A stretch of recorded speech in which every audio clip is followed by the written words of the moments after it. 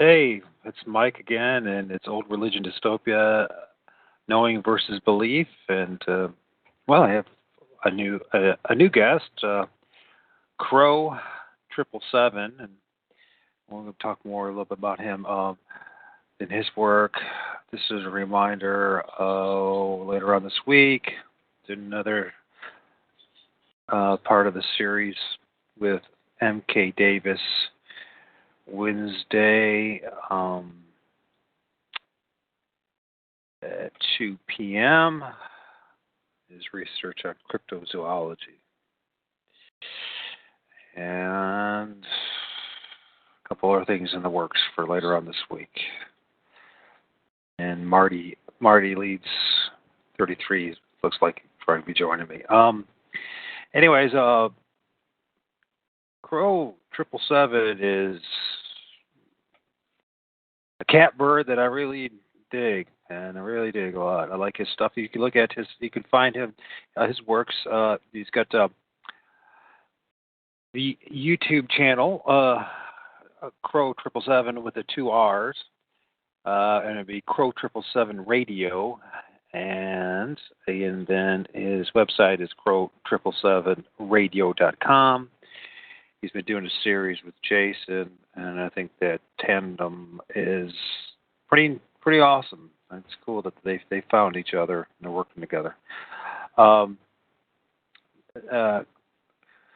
Crow, he's probably best known for the moon wave and being, accused of being all sorts of things like a shill and all that other stuff. But that's how it goes. I can relate with you, Crow. I've been accused of the same thing. And all sorts of other nonsense. Because whenever you get close to the truth, it seems to bother people. Because with getting closer to the truth, there's the challenging of our worldviews and paradigms. And we're going to discover that most of that, what we believe in, is based on, lies, half-truths, deception. By the way, this is March 27th, allegedly the year 2017 AD, and I like to say the age of deceit. This Crow's latest video, he talks about the Jesuit order, the Vatican, and how they are responsible for the poison roots that will basically infest our minds. Now, I've done my old show, Nothing But the Truth, for those who do know and follow me, over 1,000 recordings, endless recordings about the Jesuit order, facts. One of the things I would suggest, if you want to understand the Jesuits better, to study the book, The Art of War. That was actually written by a Jesuit. Rulers of Evil, if you want to understand the Jesuit creation of the United States. The two Babylons, Babylon Woe is another one, code word Barbelon. And if you want to understand, what we call the Bible, you need to study something about the immediacy of the message, the figurative apocalyptic narrative of it, to really, once again, the immediacy of the message. Why is this important? This issue is so important because the people of the book, which includes Jews, the Mohammedists, quote-unquote Christians, Catholics, whatever, Judeo-Christianity, better way of describing it, are the people of the book. And they've all been deceived into thinking of some false end of the world narrative that has nothing to do with our time. Anyways, Jesuit order. Couple things that people, if you want to understand your world today, I behoove you to study the Counter-Reformation and the Reformation this is all the same time period with the uh, Copernicus and the heliocentric model being pushed upon us, and is all necessary for the colonization of the world. But here's this part of the Jesuit oath. I further promise and declare that I will, when opportunity presents, make and wage relentless war, secretly or openly, against all heretics, Protestants and liberals, as I am directed to do, to extirpate and exterminate them from the face of the whole earth, and that I will spare neither age, sex, or condition, and that I will hang, waste, boil, flay, strangle, and bury alive these infamous heretics, rip up the stomachs and the wombs of the women, and crush their infants' heads against the walls in order to annihilate forever their execrable race, which is a very fascinating thing, their execrable race. As if there's different races besides the human race. That when the same cannot be done openly, I will secretly use the poison cup and the strangulating cord and the steel of the poignard. What are you going to say? It's the poignard. Thank you. I can't read it. It's kind of small print. And the lead bullets and or the leaden bullets, regardless of honor, rank, dignity, or authority of the person or persons, whatever may be their condition in life, either public or private, as I at any time may be directed so to do by any agent of the Pope or the Superior of the Brotherhood of the Holy Faith of the Society of Jesus. By the way, this oath is the same oath. Basically, it's the same thing in the Knights of Malta and the Knights of Columbus that govern our neck of the woods. Masons, I, Masonic prospect, do hereby swear that I will always conceal and never reveal any of the secrets of Freemasonry to any person. If I do, I consent to having my throat cut from ear to ear, my throat torn out by the roots, and my body buried in the sands of the sea at low water mark, the first degree initiate Masonic oath. Yeah. These are the cats that are ruling our lives, bro. Well, I mean, it's a tangled web, isn't it? The Jesuit order demonstrates where the roots of Western religion have come. They're basically saying they're murderers. They're basically ignoring the Ten Commandments that they put forth to the rest of the world. And as for the Masons, it's just a corrupted organization. That's all there is to it. You can look back at the roots of Freemasonry, and they used to be something else. There was a time when they were neither Christian or political, and over time they've become something else. But you can even look further back to see that it appears any secrets that they do hold come from the ancient Eastern religions. As a matter of fact, that they are still under the thumb of any ancient Eastern masters who actually hold probably the full cup of ancient occult knowledge, and that the Freemasons are now kind of a diminished in what they know and corrupted in what they do. And so there it is, man. These people with all this worldwide power are basically no one that we can be proud of. No. Hey, here's a question for you. You say occult knowledge. What is their occult knowledge? You take away all the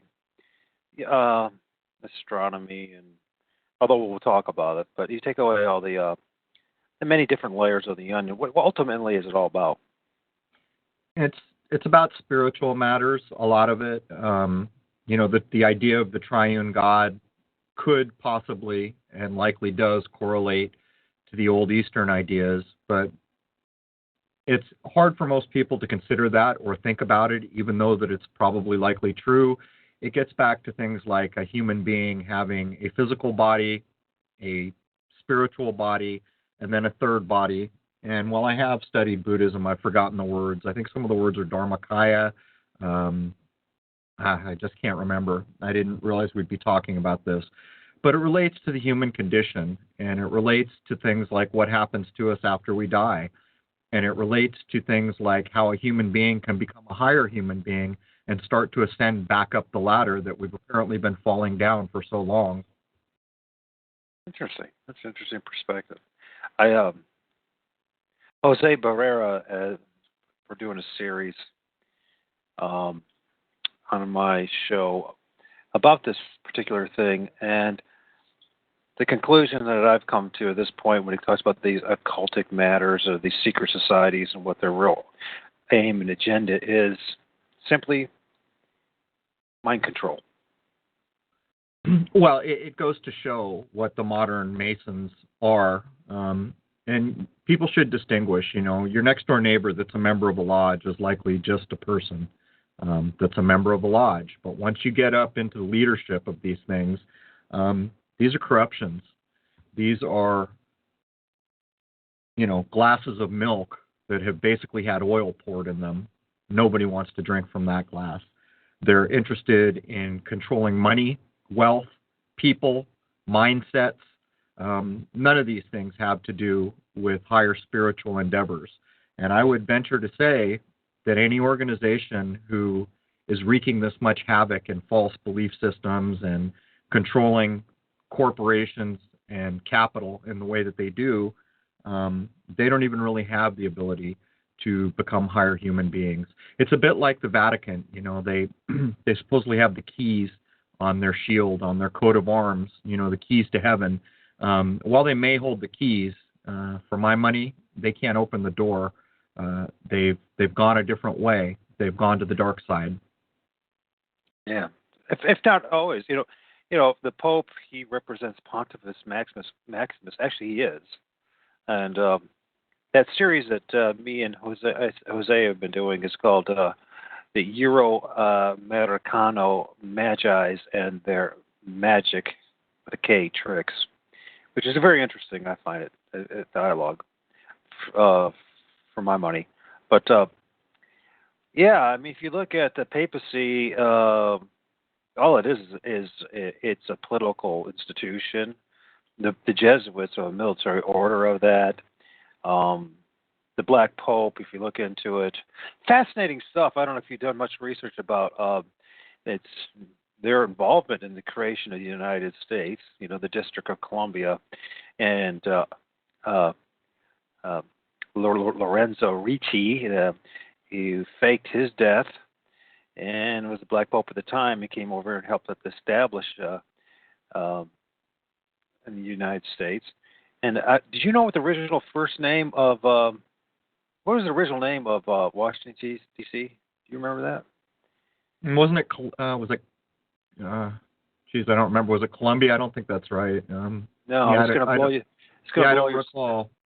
It blows your. It's going to blow your socks off. And I'm not trying to put you on the spot. I'm just because this is how deep the deception is. The original name of Washington D.C. was none other than Rome, Maryland. Yeah, I've actually never heard that before. But I mean, if that was correct, it wouldn't be surprising. I mean, I'm living in New England. What's that tell you? We're given this history about all these people that were fed up and wanted all these freedoms and all this other nonsense. So they came here and then named everything here after where they'd just been. So it's there's even people out there trying to demonstrate that George Washington and King George were the same person. I don't know how you ever prove these things out, but none of it would surprise me. We can track back the judge that sits as the Magi straight in our courts. We can track that back to the Brotherhood of Saturn, and that tracks back to Rome. So there are people who will claim that each of those judges is sitting in for the Pope because he's too busy. but we can also draw the line to the straw man identity, where each of us is made into a corporation and traded as chattel. This has been going on through the idea of even feudal times, where basically there were small groups of people owning everything, and everyone else was a cog in the wheel to make that machine work for the rich people.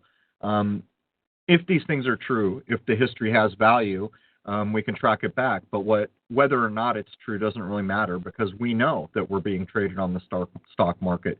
We know that maritime law is behind those men in the black dresses, the Magi Strait.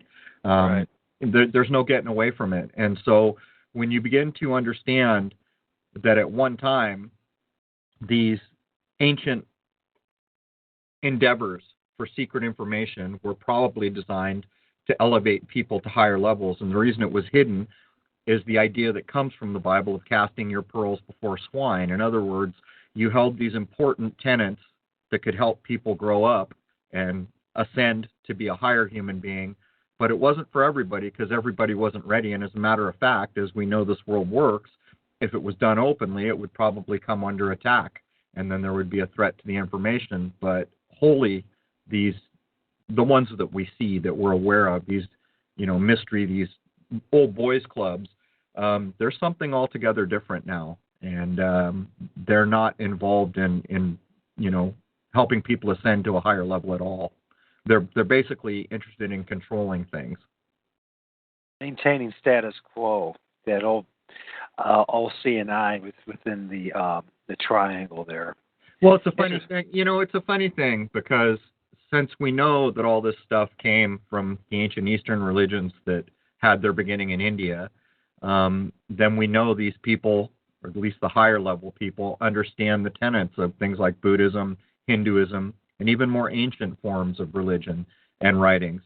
And there are tenets in these old writings that anyone can look up. It's reiterated in Buddhism, which is a little more modern, but still holds the keys of where all these mystery schools came from, that says any created thing will have an end. And there's no exception to that. Any created thing will have an end. And so we have all these men, apparently, building up all these facades to control and imprison minds, knowing that the very tenet of which supposedly what they know is based on, one of those tenets is any created thing will end. So it's almost like an act in futility, because regardless of how successful they are at it, what they're doing will see its end. And that's all there is to it. Like everything else in this world, like the tree you see, like the house you build, like the family you make, all of it will see an end.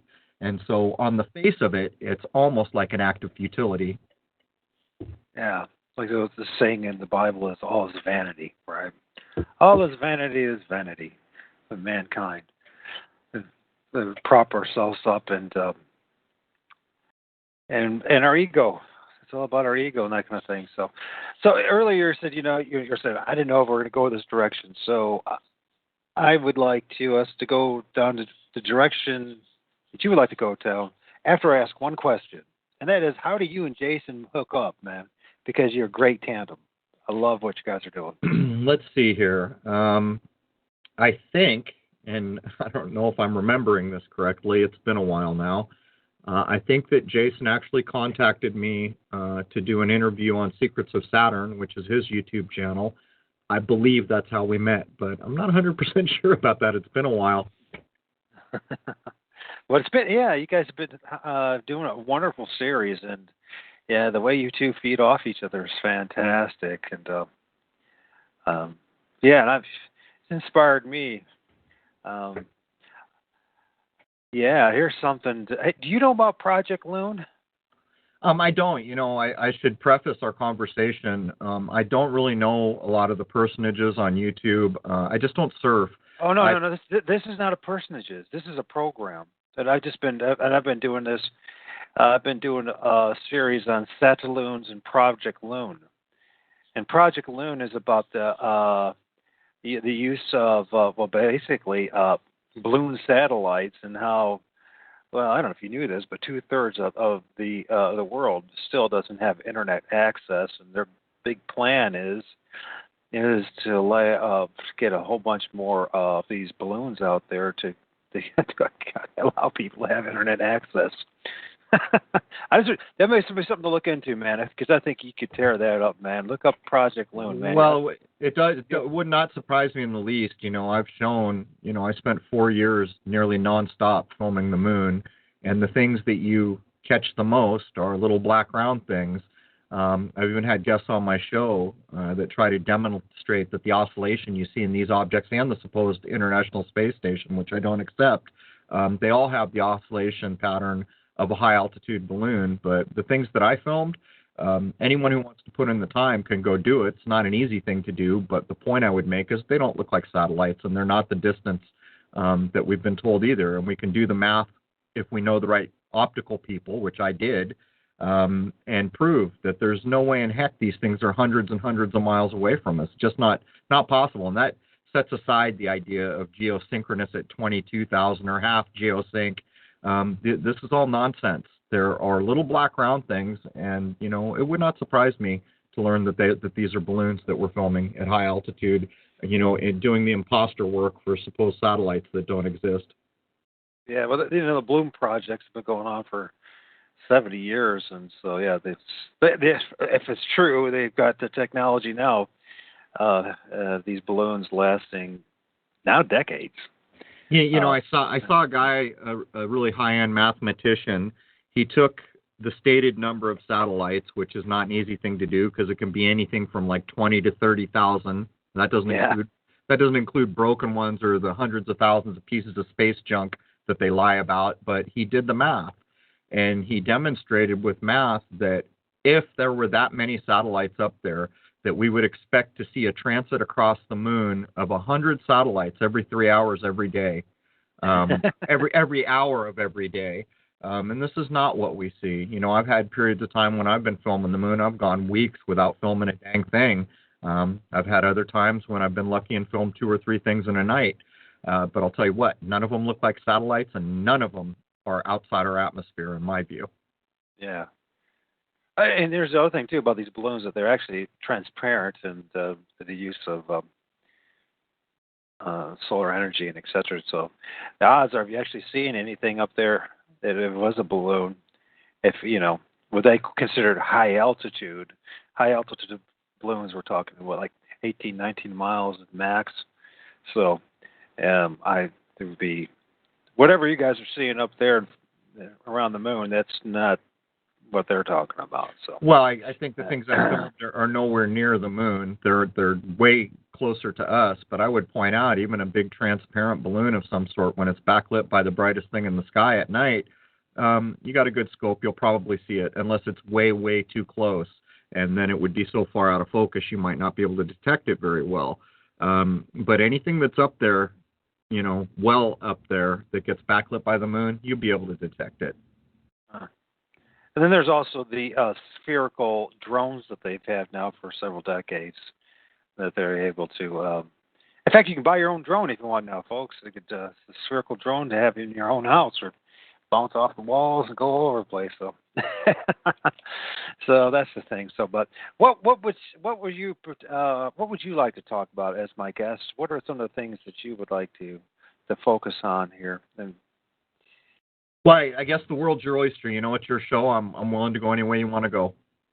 Okay. Well, what were you expecting to go? Well, from the messages, I guess it sounded like you were going to play off the last episode that I had put up, but that was primarily questioning whether or not organized religion had poisoned roots, having come through the Vatican. Other than that, I'm not really sure. Okay. Yeah, well, let's just continue further with that, because it's absolutely the case. Fascinating book to read is Babylonian Woe and the Use of Organized Religion and Usury, the banking system, or fiat banking system that's been going on for thousands of years, and ultimately ends up in war. But yeah, the poison roots of the Vatican, and let's talk a little more about, you mentioned and that your last episode about the saints and their correlation with the months of the year. Maybe you can go over that a little bit more. And where did you get that information? Because that's the first time I heard that one in particular.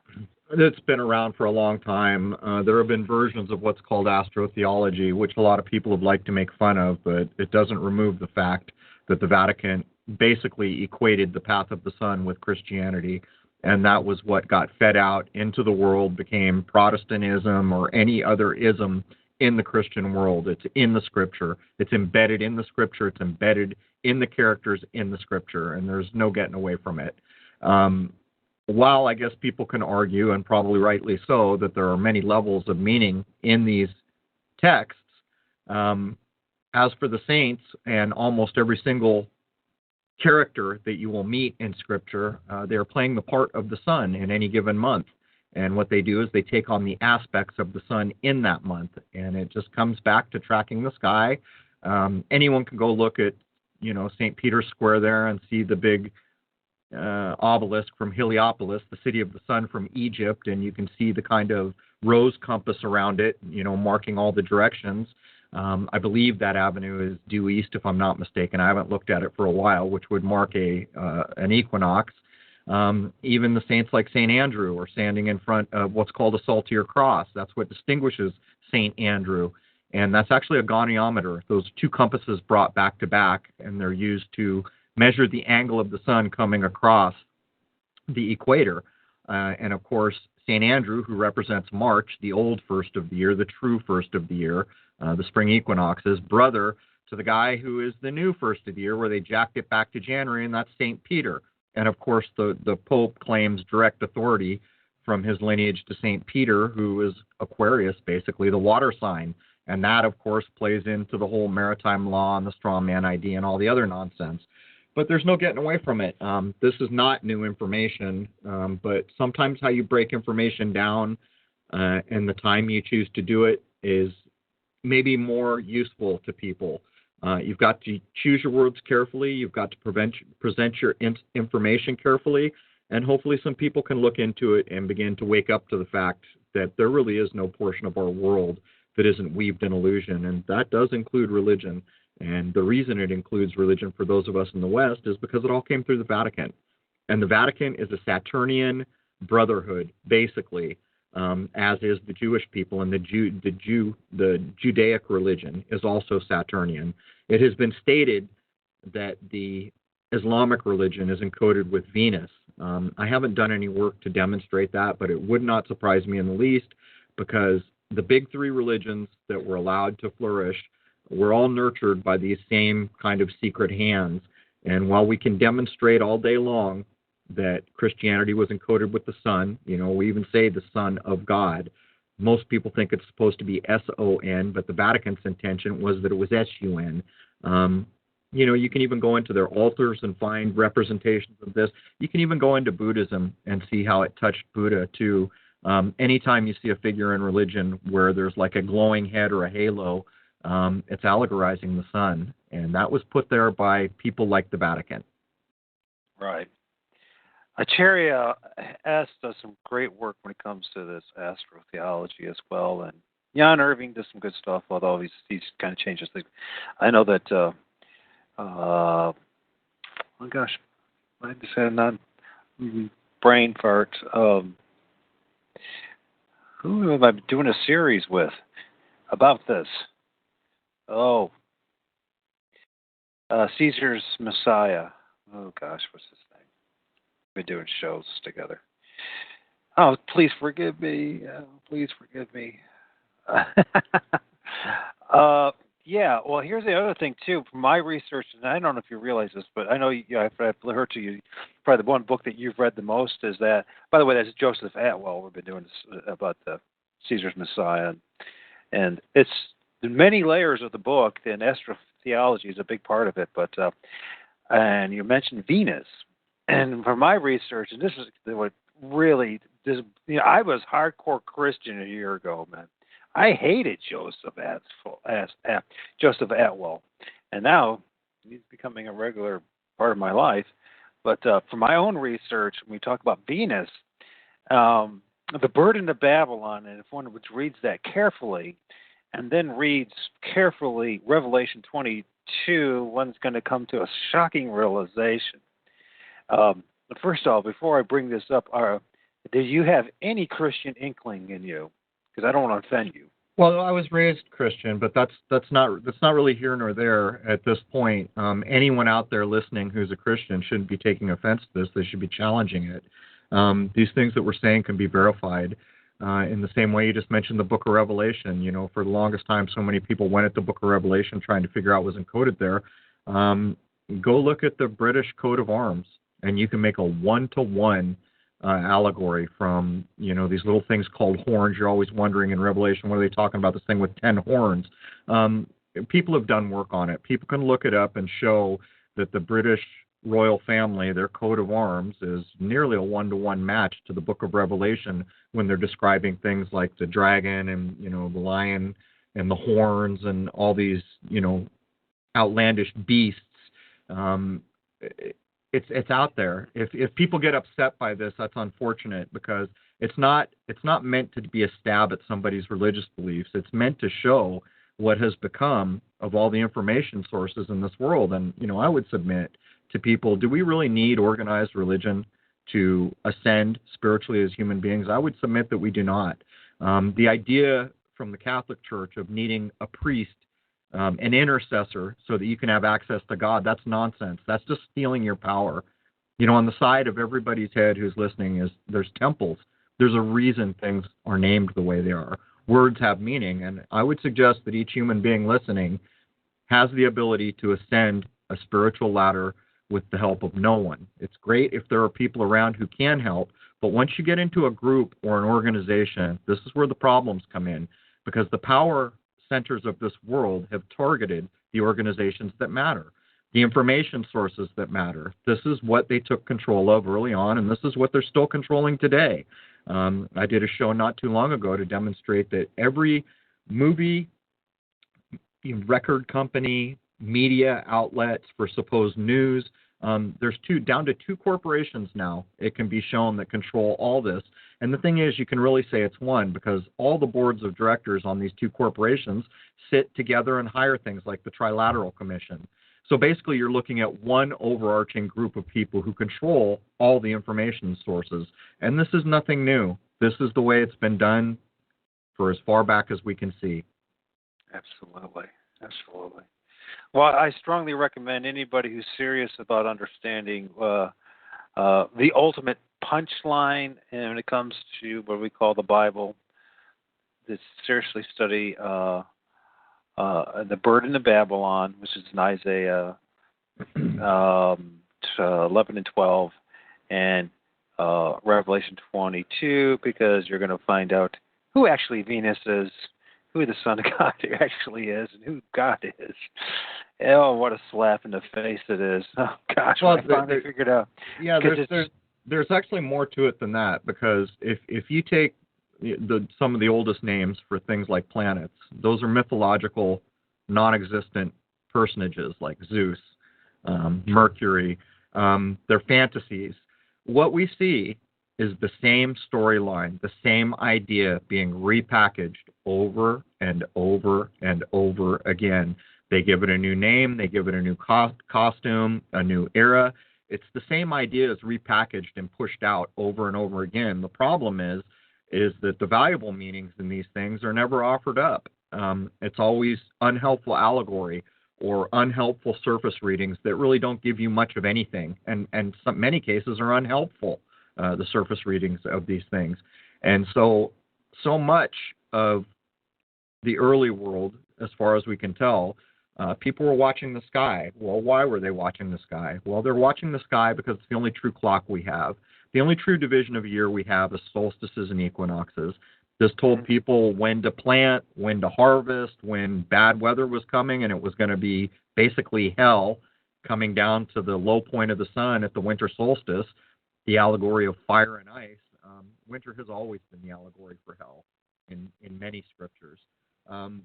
These things were always tied to the sky.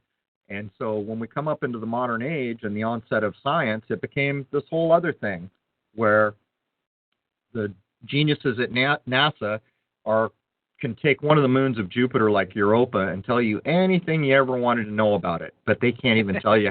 They can't even tell you how our moon got here, and you can see it 24 hours a day from this planet except when it's new.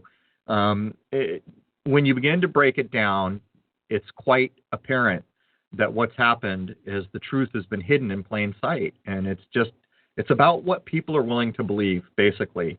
And that's why I always say belief is the enemy of knowing, because it is. Once you believe a thing, it shapes what you think about your world. And in many cases, it's very difficult to unbelieve a thing. There's a difference between looking at a thing, researching a thing, challenging a thing, and maybe accepting it until something better comes along, or just wholeheartedly saying, yep, this is my reality, this is my truth, this is what I believe.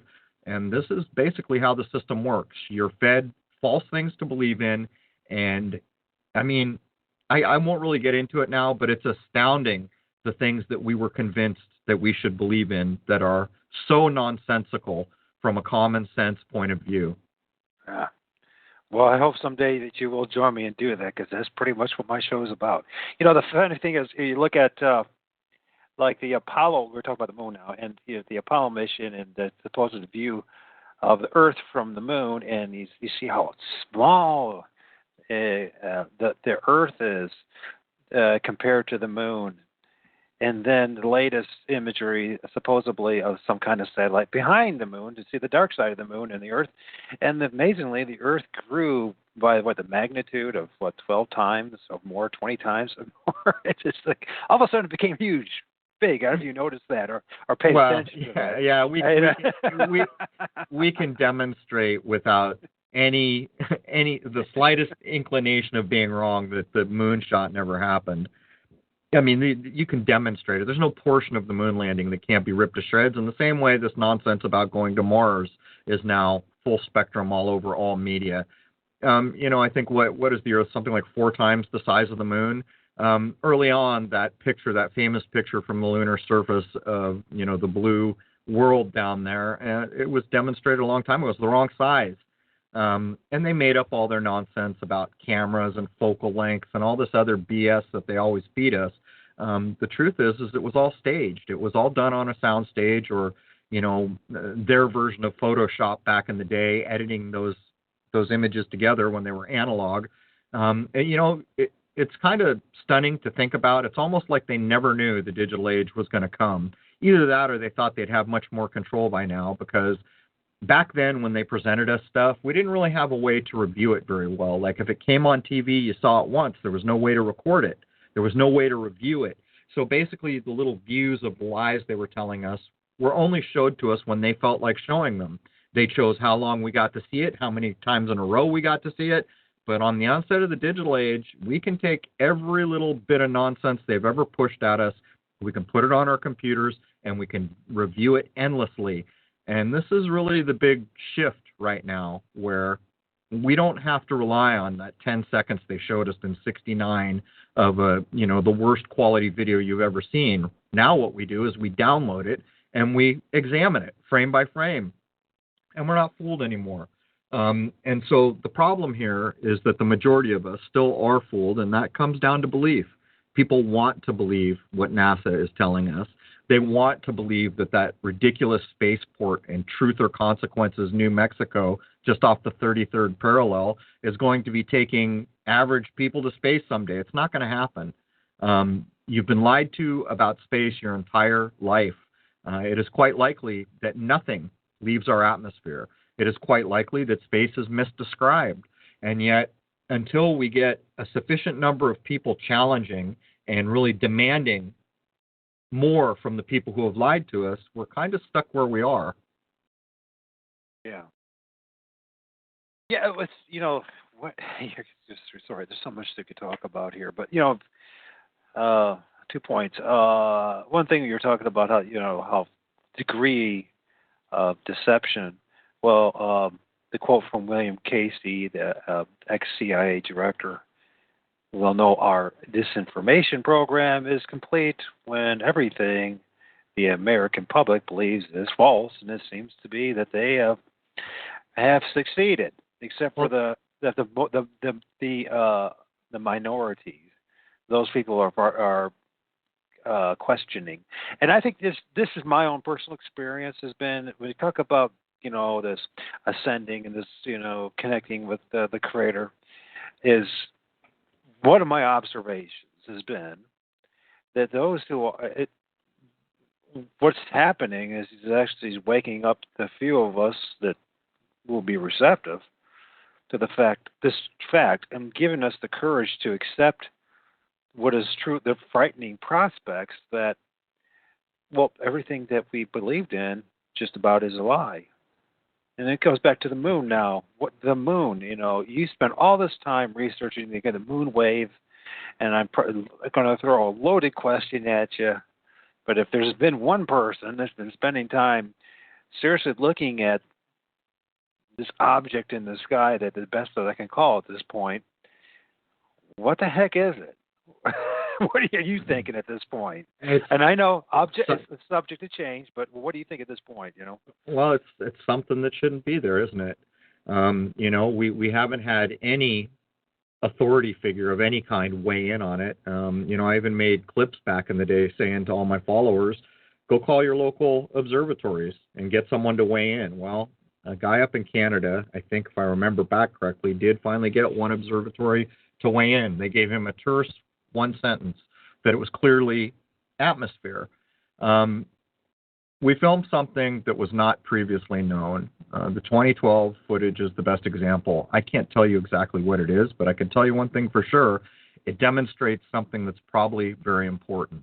If that's true, over time, more should come of it, independent of me. If that's not true, then in 100 years, nothing I've done with regard to the moon will probably matter very much.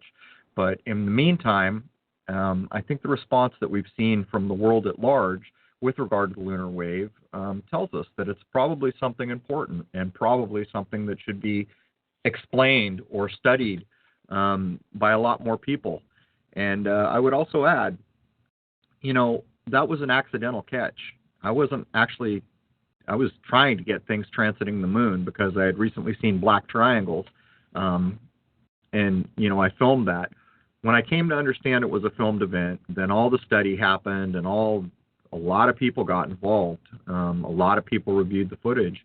And this idea that it's atmospheric disturbance, even from a camera standpoint, doesn't really hold water. There's a thing called focal length.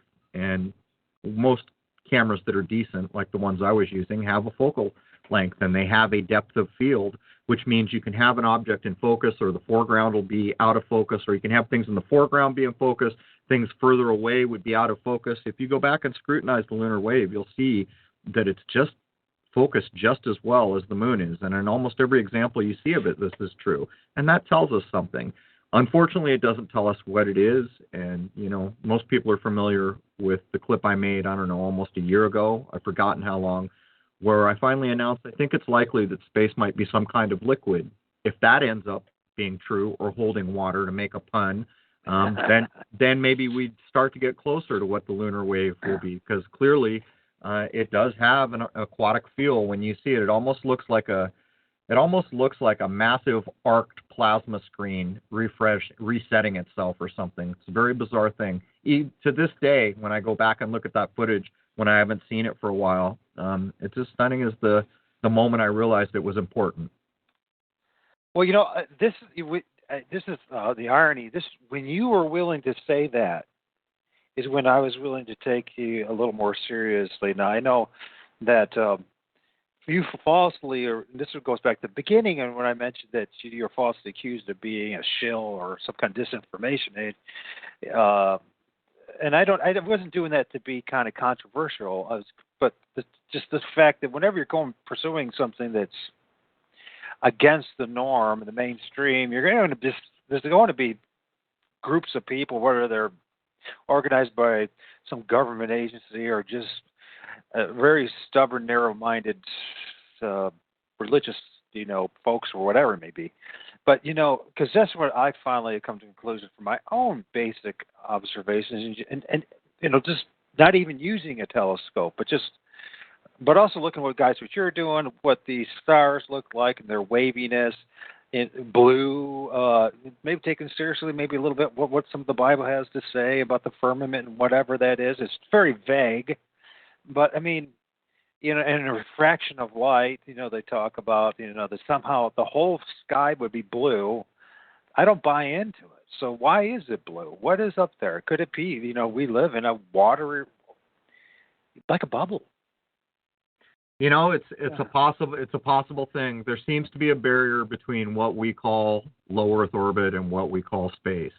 I've looked at it for a long time, and I've looked at the lies that have come out from every space agency in this world, and realized it's a big club. They're all pushing the same line, the same way China is lying to the world right now, claiming they're on the moon with a rover. They're not. It's a lie. In the same way, the Apollo missions didn't go to the moon. That was a lie. These things you can take apart and you can come to a reasonable conclusion. It doesn't always give you all the information you want, and it certainly doesn't give you all the information you want. But you see, no human being in the world can make a lie a true thing, and the same thing, nobody can make a true thing a lie. And, we've reached a point in the information age where lies are not as easily floated by people who want to pay attention anymore. And so while we don't have all the answers, we do understand that what we've been told is incorrect by intention. Yeah. Question that I have for you, too, concerning what we call the moon, the transparency of it. Now, you've been spending this time using technology that you have, and I mean, there's things apparently you can see through it on the other side of it. It doesn't make any sense. If it is actually a solid body, how is it possible that we're getting what we're getting? That's one thing, as far as, and I'm thinking right now, I'm talking about the daytime. You say, when it's 3 p.m, and the, let's see, if I'm facing south and say this, the moon is at, let's say 9:30 in the sky in the east, and then in the 1, 2 or 3 in the west, you have the sun, and the moon is transparent. There's blue going through it. That's strange. I'd like to hear what you might think of that. And then the other thing is, too, then the phases of the moon. What is causing the phases of the moon? Because clearly it has nothing to do with the place that we live on. The plane of existence, the realm that we live on, it might have some kind of effect, but it's not what they're telling us. Well, I think it's likely that at some point in the future, someone's going to demonstrate that the moon's a construct. I think it's likely, quite possible, that it's emanating its own light. I did try to prove the moon was transparent. One of the best shots I had was there was going to be an occultation of Venus.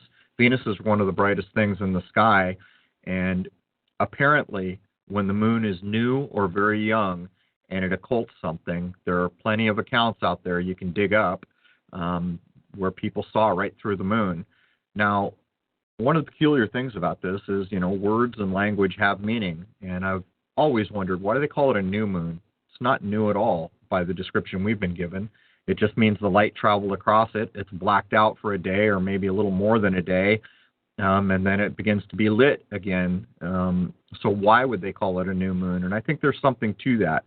But when I got here, Venus was going to be occulted by the moon or hidden. The moon was supposedly going to go over what they call Venus.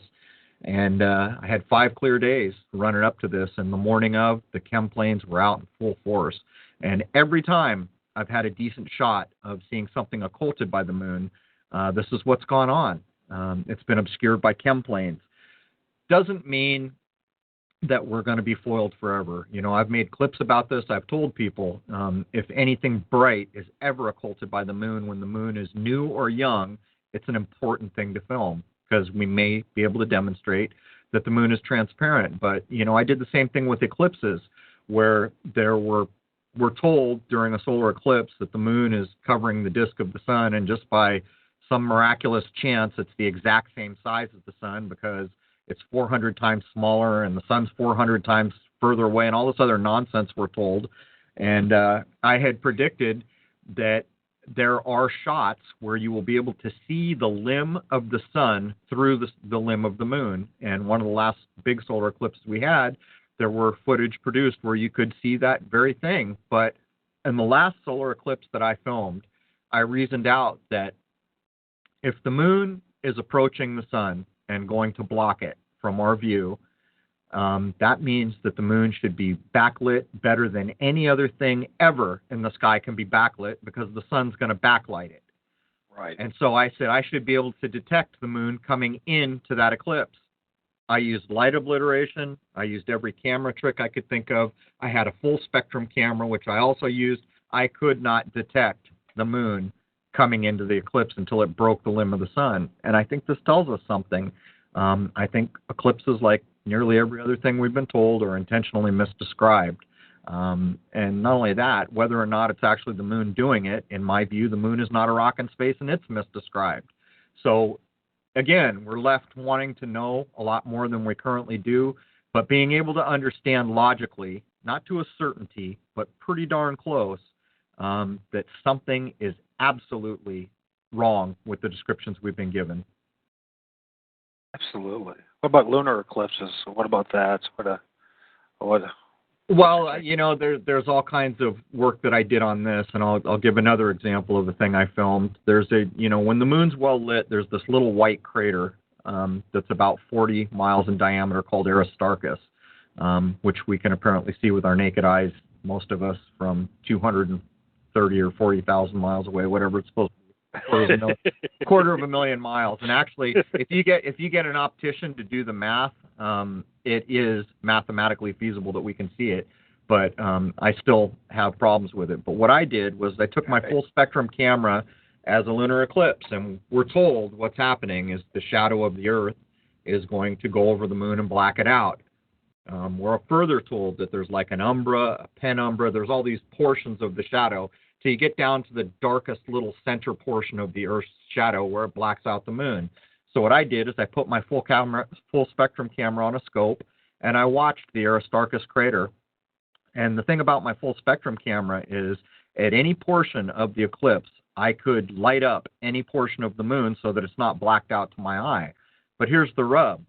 When the darkest portion of the supposed shadow of the Earth was blacking out the moon, I could see the white crater Aristarchus. How is that possible?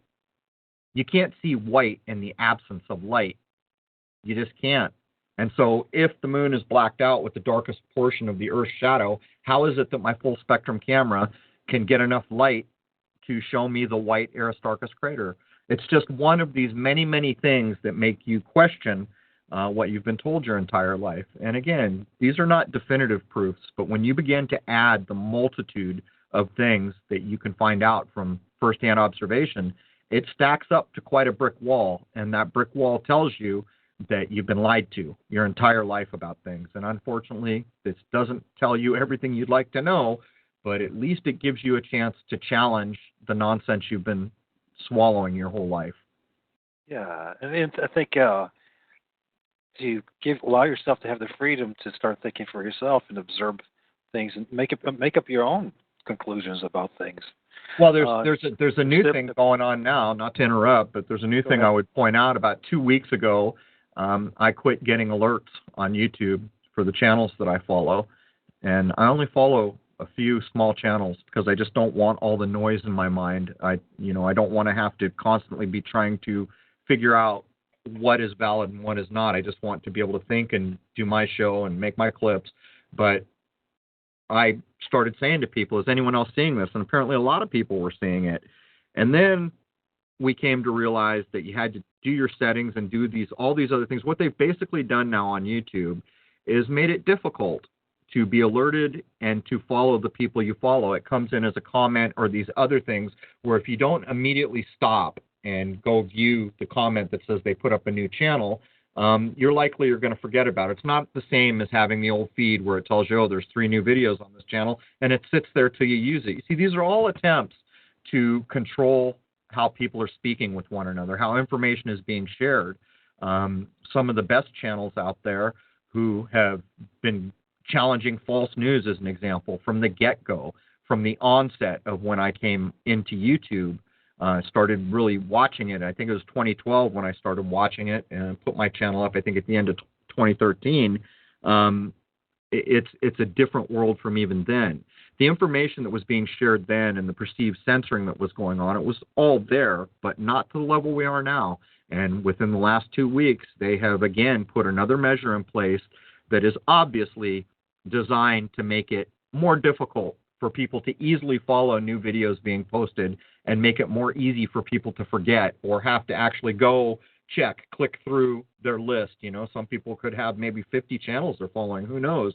And you would have to click through each one if you didn't stop what you were doing to go look at the alert you were given in your comments section. It's, you know, this is where we're at. All the information sources are controlled. This is why I put up Crow 777 Radio, because that's a private website. And while that doesn't free me from the nonsense I'm talking about, it does give me at least a little bit of breathing room. Oh, yeah, absolutely. I understand completely where you come from. So, yeah, I mean, I know for me, personally, with my old show, Nothing But the Truth, a lot of shows with Visigoth. He came out of retirement, Keith Hansen, a.k.a. Visigoth, and actually guys like Dave McGowan, his very last show he did with me and all that, before I strongly believe they killed him, or they poisoned him. And in line with the Jesuit extreme oath, when he was exposing the Boston bombing hoax. One of the things that I was completely banned. So this new one. This is one of the reasons why I renamed it. Old Religion. It has got and this dystopia, this and that. I do different types of shows now. The shows I would prefer to be doing are these type of shows, having interviews like this, talking about the truth, you know, all the contradictions out there. But I noticed that what I had to do to even have a YouTube channel was that I had to mix it up. I even use, if you ever go to my YouTube channel, you'll see nothing but images of my artwork. These are all like bluff games that I'm using against them just to maintain. But even then, there's really no way around it at this point. But yeah, go ahead. I'm still. It's funny, you know. I've been doing this for 4 years, and I've done over 1,200 recordings, numerous interviews, and I'm one of the most unknown guys you'll ever meet. Well, that's a good, you know, that's a good thing. You know, I do everything I can to, you know, I've tried to keep my personal persona away from my work. I've, you know, been asked by, I mean, I've even had people from Hollywood calling wanting to use my footage on TV. I've turned them all down. That's not what this is about. This is about challenging the world that we've been handed, and then trying to share that information out with people, and hopefully getting enough people out there who recognize that there is something completely, you know, unacceptable about where we're living right now. And it has to do with basically our belief systems. What we accept as true, the descriptions of things, has a lot to do with it. What we choose to believe is what it basically comes down to. So, you know, kind of not being that well known, that's kind of a plus. You know, you mentioned earlier being called a shill. That's kind of a funny thing to me, because these people don't know you that are saying these things about you. They're taking umbrage with your work or trying to defame your work or doing any number of things. And in my case, it's a bit laughable. So anyone who has a telescope understands how hard it is to film the moon nonstop for 4 years. It's one of the toughest things you'll ever do. It's basically many hours of freezing your butt off, being bored to death, and having to stare at a screen so that you don't miss something because you have to, because you can't save that much video. You'd never have enough hard drives to back it all up. You know, that's not what a shill would do, first off. You've seen the shill channels. They're not working that hard. They're just putting nonsense out. But anyhow, I've got about to the top of the hour, so is there anything you'd absolutely like to cover with me before I have to get back to my list? One thing, this is one thing, and just for you and anyone else. So, and I strongly recommend people look up Elliot Scott's work, and I mentioned earlier in an email about the guide to the Phantom Dark Ages, and you mentioned earlier about astronomy and how it's like one of the most reliable sources, if not the only reliable source as far as dating. Yeah. Well, one of the things we're going to find out is that there's 300 years of missing eclipses. And that data, along with the fact that basically from the 7th century to the 1000th century, or the whatever you did, I guess the 10th century, the connection of 9/11 and 300 years just never existing, and archaeology and these eclipses worth your time to look into, and a lot of citations, documentations to prove it. So, well, my point being is it's highly improbable that it is 2017, and that if it is the case, at the bare minimum of 300 years have been added, that makes all new meaning, potential meaning to 1776 and what their quote-unquote global agenda is. Well, I mean, come on, man. We can categorically state it's not 2017, even if we accept the model we've been handed. So, some dude named Josephus and these other Jesuit guys, maybe Josephus was a Jesuit, maybe he was not, and the Scalinginian, or however the hell you say that, chronology that he basically put forward and that the Jesuits finished after he was done with it, a couple more, up to maybe 3 guys named Dionysius, which were all Jesuits. Maybe it's the same guy, maybe it's 3 separate guys, nobody seems to know. They arbitrarily put AD and BC into place. Who in the hell comes into a timeline where you've been counting from some important event, like maybe when humans got here, or the true first civilization, whatever that might be, and one day decides that, right here, we're marking it back to 1. And we forget the year 0, of course. Who needs a year 0? Because the first year doesn't matter. And they start. And not only that, while they're at it, they're jacking the true first of the year, which is at the spring equinox, back to July. We're told Pope Gregory and Julius Caesar, if there were such personages, did these things. We can demonstrate that the idea that it is 2017 is complete nonsense. What we're going to have a harder time demonstrating is that there may well be a missing 1,000 years or so of history. You pointed out 300 years of missing eclipses, and yet the eclipse information that is historic that we do have access to has begun to show that the events they're tied to are a lie. They're in the wrong period for the eclipse they're tied to. And this brings us back to the whole idea of a cyclical nature of time, if that's a possible thing. Why does the Vatican have an interest in almost every major scope in the world? Why did they put up their Lucifer scope, their big light bucket? Why are they doing this thing? Well, I'll tell you why, because it's the only true clock.